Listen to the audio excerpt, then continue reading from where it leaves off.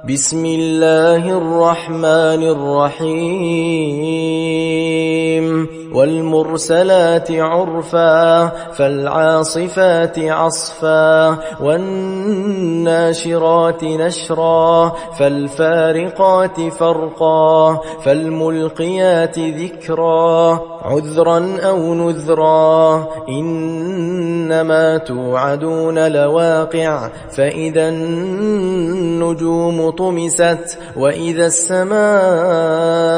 فرجت وإذا الجبال نسفت وإذا الرسل أقتت لأي يوم أجلت ليوم الفصل وما أدراك ما يوم الفصل ويل يومئذ للمكذبين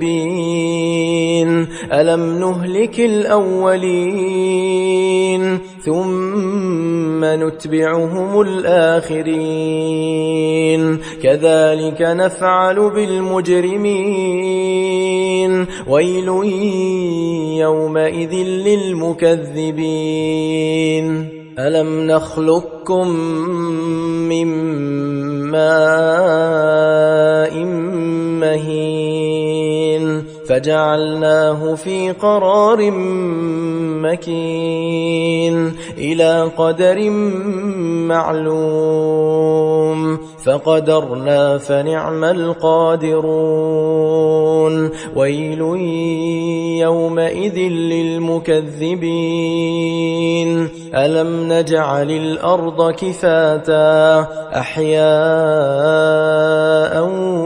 وأمواتا وجعلنا فيها رواسي شامخات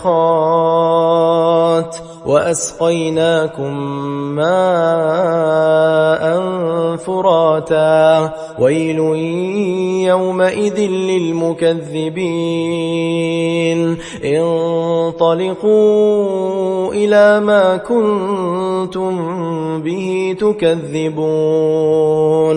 انطلقوا إلى ظل ذي 3 شعب لا ظليل ولا يغني من اللهب إنها ترمي بشرر كالقصر كأنه جمالة صفر ويل يومئذ للمكذبين هذا يوم لا ينطقون ولا يؤذن لهم فيعتذرون ويل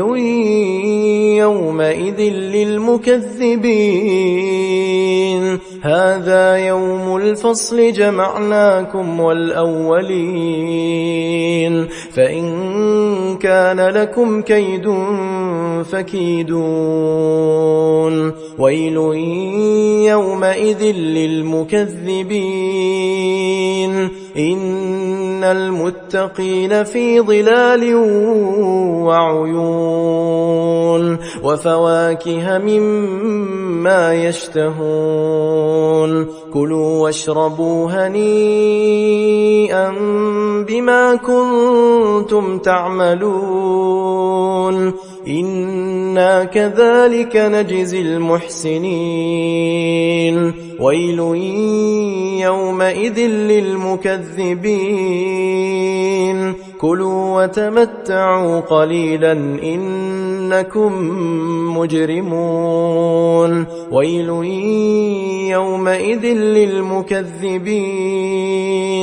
وإذا قيل لهم اركعوا لا يركعون ويل يومئذ للمكذبين فبأي حديث بعده يؤمنون